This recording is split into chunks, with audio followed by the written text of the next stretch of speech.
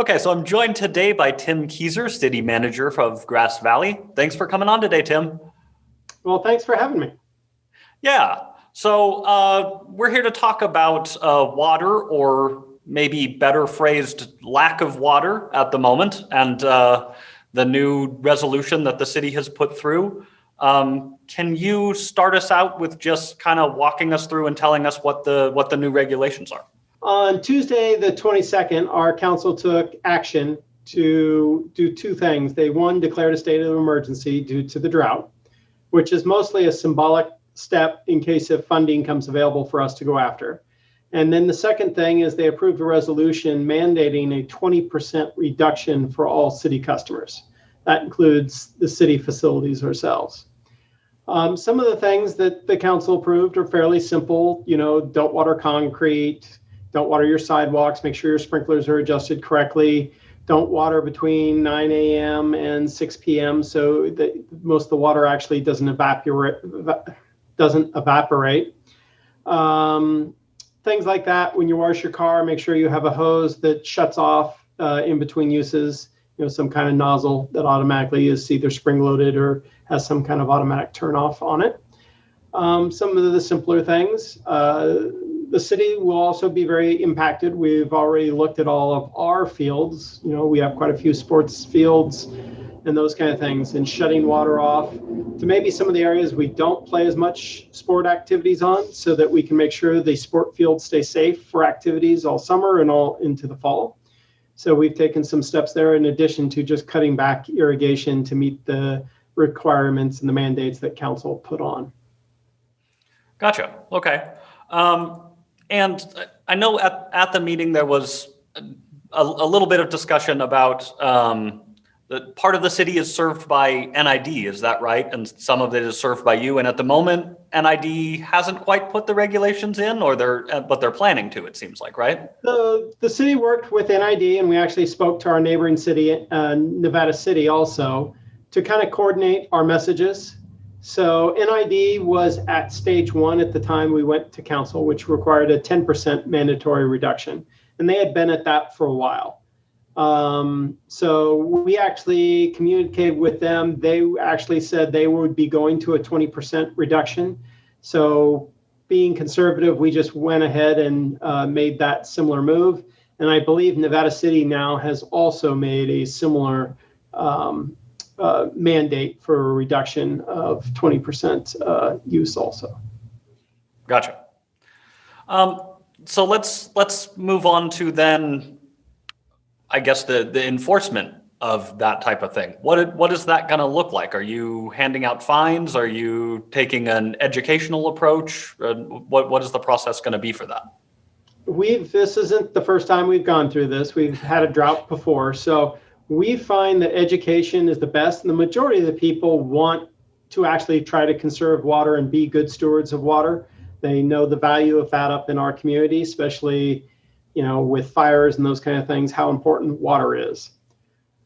So we do a heavy on the education. We've got our webpage open, basically with different links on it to how to save water and do different things and make suggestions on how people can meet the 20% mandated requirements.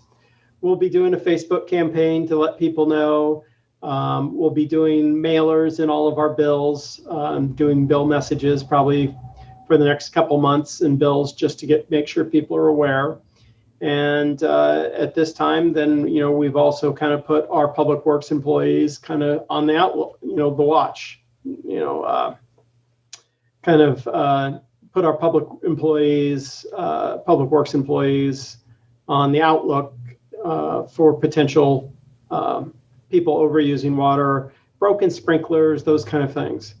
One of the other big things is to have people call us, you know, especially like if they see a island or something in the street where water is spraying out into the street or something. You know, a lot of the sprinklers go off at, you know, 4 a.m, 5 a.m, and staff doesn't realize until we test them maybe once a month. So finding those kind of things and getting those fixed are important.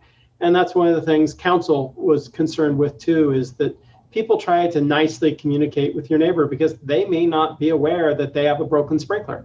And by just fixing that sprinkler, that would potentially save, a significant amount of water. The other major step the city will be taking is on our drinking water and our distribution system, that we're committed to repairing all leaks within 24 hours and not allowing, water just to be wasted due to a leak. It will require a lot of work on our end, but when you're asking our community to step up and conserve water by 20%, we as the city need to do our fair share and probably more. So, yeah, absolutely. That seems like a great approach in my mind. So also raised at the meeting, I think it was Councilmember Brandstrom brought up the idea that this is probably not going to be a short-term thing or won't necessarily be just for this year. It will probably be a continuing thing that we deal with. And he brought up the idea of perhaps the city trying to encourage funding of some other things, whether that be encouraging people putting in low flow toilets or funding certain projects that the city's doing and doing it in planning it well and doing it in a water conservation in mind. Yeah. So we're probably going to focus on things that provide us the biggest bang for our buck. And right now, irrigation of sports fields is probably the biggest use of our water for one customer. So we already have taken steps, knowing that droughts are going to come and go, and they may be longer periods. How can we be good stewards of our water? So as part of our Memorial Park project that we're currently under, we will be replacing the softball field at that location with a synthetic turf and taking out all the irrigation system, which is a significant savings for our community. And it also allows us to have year-round play on that field. So it's a win-win in this situation, but we're also going to start looking at some other fields. We partnered about a year and a half, almost 2 years ago, with the Grass Valley School District to put in a synthetic soccer field up at Lyman Gilmore. That was a huge water savings for them for that. And, it's been a great opportunity for us to get a field that could be played in year round. So those are the kind of initial, maybe low-hanging fruit that we'll be looking at and working with different sports teams to see, what can we fund and how can we maybe get a plan together to replace some of the larger sports fields. Still leave some as grass, but maybe we look at more drought-tolerant types of grasses and those kind of things. And we've taken that step at Montino Park, where we put in kind of a Bermuda grass that requires much less watering than a typical bluegrass or a fescue. So all those kind of things we'll be looking at, big picture, big water use things. And, we'll also look at, how can we work with property owners on leak detections and simple drippy faucets, getting them to realize how much water that drip, drip, drip, drip actually is wasted down the drain. And it compiles up to a significant amount of money that they could be saving, $10, $15 a month by just taking the actions to fix your toilet or maybe change a washer in your faucet, something like that, to keep it from dripping or the toilets from leaking. Yeah, it's amazing how much those little things can really add up over time. I think we've hit on most of the main topics. Do you have anything else that you think people really need to know about with regard to this? I just think everyone, we need to do this as a community. This is not one person's going to not solve this problem. And it's a very complex problem because it's not like you can just turn off all the ditch water to all the ag customers and all those kind of individuals too. They need water because we're going to need the food. So it is a difficult thing, but if we do it as a community and we each take little steps, that 20% isn't as hard as you would think it is to come up with. And there's lots of different examples, and no one way works for every individual. So, you may be able to save your water by, not watering your front lawn, but you like your back lawn, watered and more green because that's where your family spends the time. And that's great. You've made your adjustment. You're saving the water that's needed. For For other people, it may be different things, and that's okay.